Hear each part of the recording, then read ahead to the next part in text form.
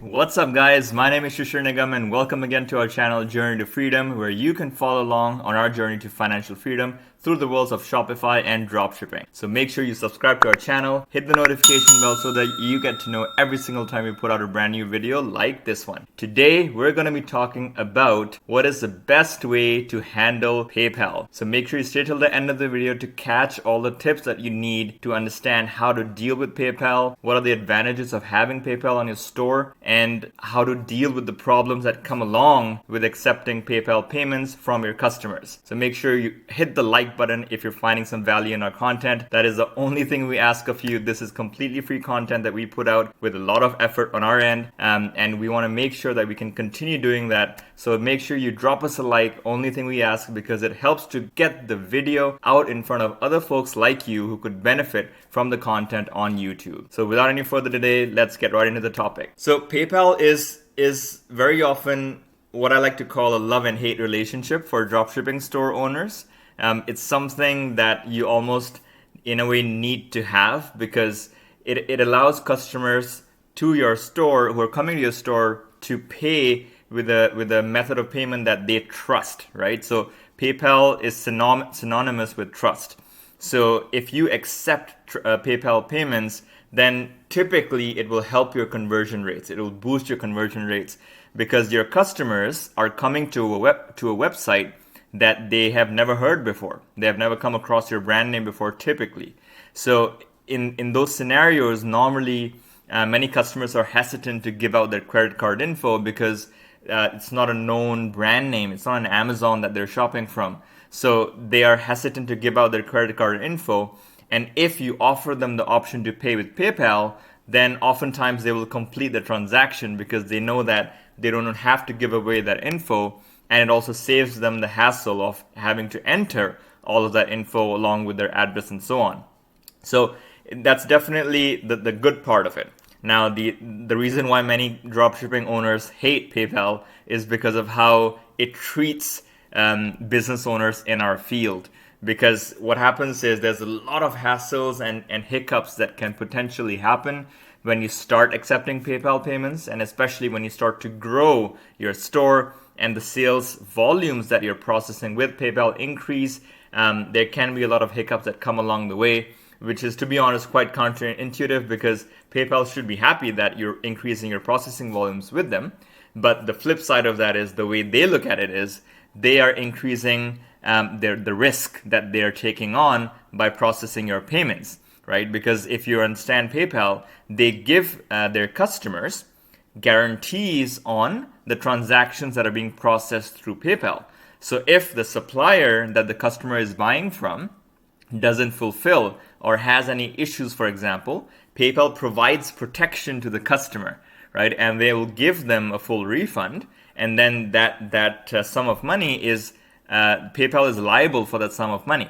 So any supplier that they work with, they want to be able to trust that supplier and be able to manage their risk on that end for that return policy or that guarantee that they provide to the customers. So that is why oftentimes PayPal is very strict with the suppliers who are offering to accept PayPal payments from their customers. So let's go into a bit more detail about whether you really need PayPal, and if you are using PayPal, how to manage that complicated relationship.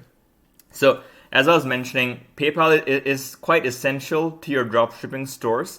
You can easily find alternative credit card processors. There are many credit card processors, right? So you may start with Shopify Payments, which is the default.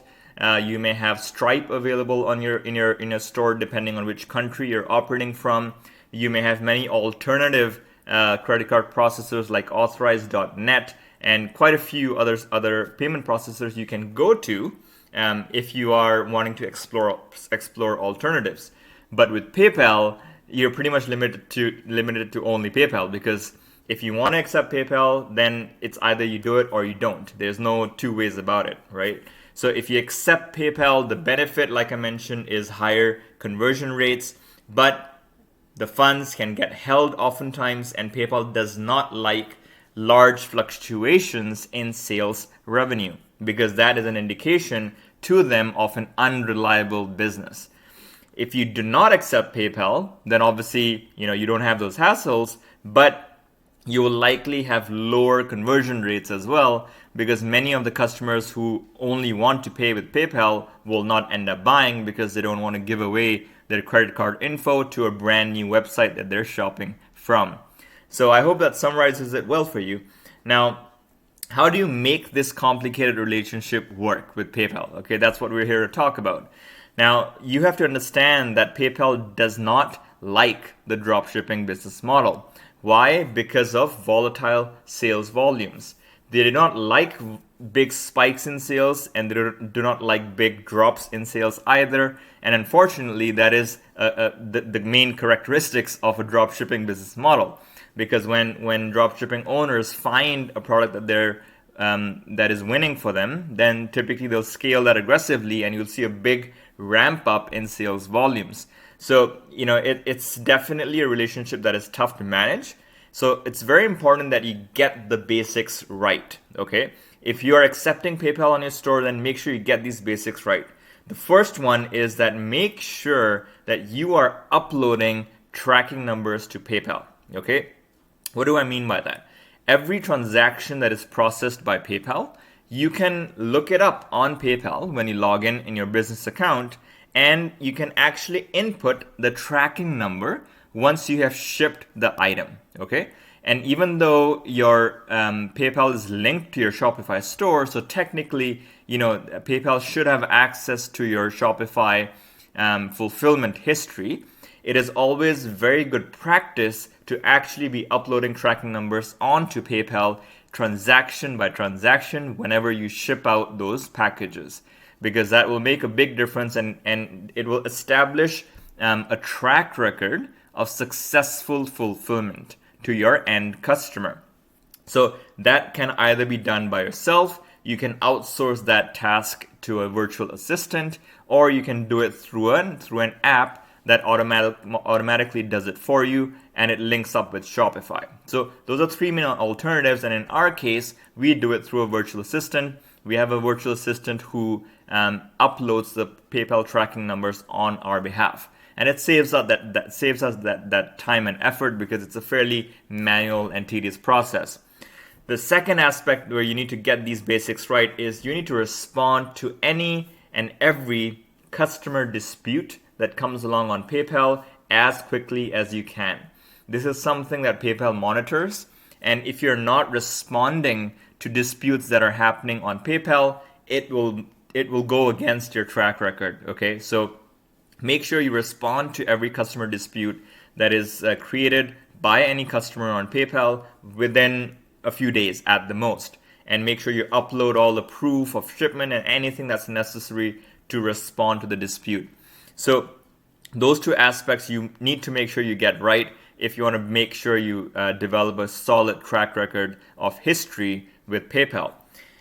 Lastly, you need to make sure that you are responsive to customer emails. Most customers actually do not resort to filing a dispute as the very first course of action. The first course of action people normally take is they will reach out to your support email through your website or through your contact form. And if you're not responding to them, if they don't hear from you in 2-3 days, that is when they will think, hey, these guys are obviously not responding. It feels like a scam. I need to file a dispute with PayPal. So make sure you're responding to customer emails within 24 hours, at the most within 2 days. Because anything more than that, that is when you'll see many customers revert back to responding, filing a dispute with PayPal because they've not heard from you. So let's move on. Hope you're finding value in the content so far, guys, and if you are, make sure you smash that like button, subscribe to our channel, and hit the notification bell so that you get to know every single time that we put out a brand new video. And make sure you stay till the end of this one to catch all the content, and comment below on what you like and what you'd like to hear about. Stay with us. How do you reduce the disputes? Okay, this is where your dispute rate is what is the main percentage that has an impact on whether PayPal puts a hold on the funds that you are processing with them, or the balance that you're holding with them. The dispute rate is the main metric that they look at to evaluate whether you are a reliable supplier and whether they need to do anything proactively to protect their downside risk. So the first tip to reducing customer disputes is to offer amazing customer service, okay? And I mean amazing to the extent that you need to surprise your customers with how proactive you are, okay? If you're expecting shipping delays, for example, then notify them of the shipping delay before they email you asking you what's going on, right? So be proactive. If you know there are problems happening in the supply chain, tell them before time. Offer them a discount for a next purchase to make up for the delay, right? So surprise them positively. Make them happy before they get angry, right? So that's where you are being proactive. Make sure you are offering that amazing customer service. Now, another important tip that many people do not know of is on PayPal, you can set up a custom message that is shown to your customers before they file a dispute. So if that message gets shown to them when they go to PayPal to file a dispute against your store, they get shown that message first and then they're allowed to file a dispute. So that is almost your very last resort to try to convince the customer not to file a dispute and to encourage them to reach out to you to reach a better and faster resolution instead of resorting to a PayPal dispute. So I will show you how that's done on PayPal. Let's quickly go over to our PayPal account here. So this is our own business PayPal account for my website. And if you click on this little gear icon, you go to account settings. This is where inside the account settings on the left-hand bar, you'll see an account preferences tab. And the third item on that list is a customer service message. So create a personalized message for customer disputes. So this is what you want to look for.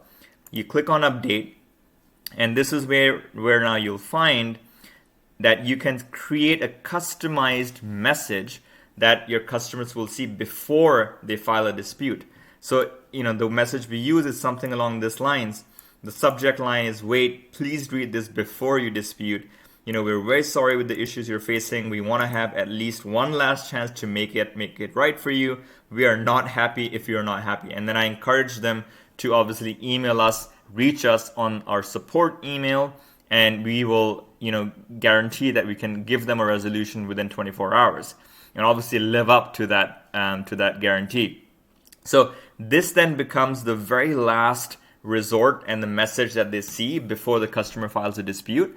And if you are using the right words in this message, then it will encourage your customer to reach out to you if they haven't already, in order to reach a faster resolution, because disputes with PayPal can take some time to get resolved, right? So this is a very good tip that you should implement if you're not already doing that on your business PayPal account. Now, finally, so these were the main two ways to reduce your disputes and your dispute rate overall for your dropshipping store. Finally, the inevitable will happen though. You will get hit with a PayPal hold or a PayPal limit. This will typically happen if you're scaling aggressively and your sales are suddenly ramping up very quickly. So the two scenarios where you can expect to get a hold is, number one, when you first get started. You can expect to get a hold when you first start your business because there's no track record of successful fulfillment. So expect to get a hold there. Secondly, expect to get a hold when you start ramping up your sales and you start crossing that mark when you're processing about $3,000 to $4,000 a day in sales with PayPal. Typically, that is also when they will again hit you with some kind of a hold or limit in order to monitor how you respond and whether you're properly fulfilling orders for all your customers.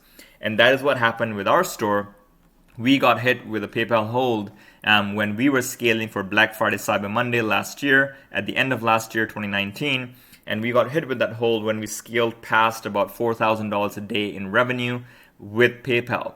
So we were processing about 50% of our orders through PayPal and about 50% through our payment credit card processor. So when we crossed about $8,000 to $9,000 in sales on the store, with about 50% being processed through PayPal, that is when we got this dreaded email from PayPal telling us that, hey, some of my sales volume is temporary on hold. Now, when that happens, that's when you have to keep calm, first of all. One key tip is that in your normal day-to-day operations, try to keep your balance on PayPal as low as possible. When you receive payments, once you have received payments from customers and you've made any payments to your suppliers that you need to, if you have any balances left in the account, typically try to withdraw them and try to keep a minimum balance in PayPal, less than a few $100s or $1,000 at the most. Why do I say that? Because then you are, constantly, in a way, is making your pool of money smaller, so that PayPal has a smaller amount to hold if they potentially ever place a hold on your balances. So I try to keep a minimum balance, not zero, but I try to keep a minimum balance that is required for processing refunds and things like that, but nothing beyond what is necessary. Secondly, if and when you do get hit with a PayPal hold, make sure you go through the process. Typically, they'll give you a link to respond and give them with the information that they're requesting. They may request information about your business, your incorporation, your proof of shipment for the past X number of months of orders. So you'll have to have your tracking numbers available to send to them. And this is where it helps, obviously, if you have already been uploading tracking numbers for all of your orders. In our case, we had been doing that. So when we put in the request to have the limit increased, within 2 to 3 days, that request was accepted, and the limit was raised about 4 times what they actually placed the limit initially. So it was quite easy for us to get that hold removed, that limit removed. And I attribute it to the fact that we were quite consistently uploading PayPal tracking numbers right from day one.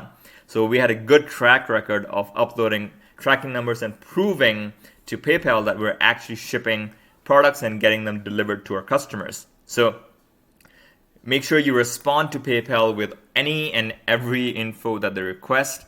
Go beyond that, give them more that they're looking for. And even if that doesn't work, then make sure you continue reaching out to PayPal through their customer service numbers, or a customer service representative if you have one assigned. Be persistent, be nice, and don't give up. That is a message I can give you, because you have to ultimately convey to PayPal that, hey, if they're placing, let's say, a 20% limit on the sales that you're getting, and they're holding 20% of any incremental sales that you get, then that is materially harming your business. You have to prove to them that you are a legitimate business, and that you're shipping your products, your customers are satisfied, and you have to be persistent, keep on reaching out to PayPal, and eventually, from what I've heard of other dropshippers' experiences, eventually they give in if you're nice and you are proving that you're a trustworthy and reliable business, and you're doing everything that you can to make sure that you get products to your customers in the least possible amount of time. All right. So I hope these tips have been useful. PayPal is a very complicated relationship to manage. Like I mentioned, it's a love and hate relationship. It helps you to boost your conversion rates, but accepting PayPal comes with a lot of baggage on the back end administratively, because you have to manage that relationship. So make sure you're in the good books of PayPal. Make sure your tracking numbers are uploaded, and most of all, focus on your customer service, because that is the biggest thing that will help you to keep your dispute rates low and lower than, you don't want to have PayPal get their red light on if your dispute rates escalate beyond a certain point. So again, I hope you guys found some value in this. If you did, make sure you drop us a like and comment below on how you've been dealing with any issues that you've had with PayPal on your dropshipping stores. And tell us what you want to hear about next in the videos coming up. If you have not already subscribed to our channel, make sure you hit that subscribe button and hit the notification bells again, so that you get to know every single time we put out a brand new video like this one.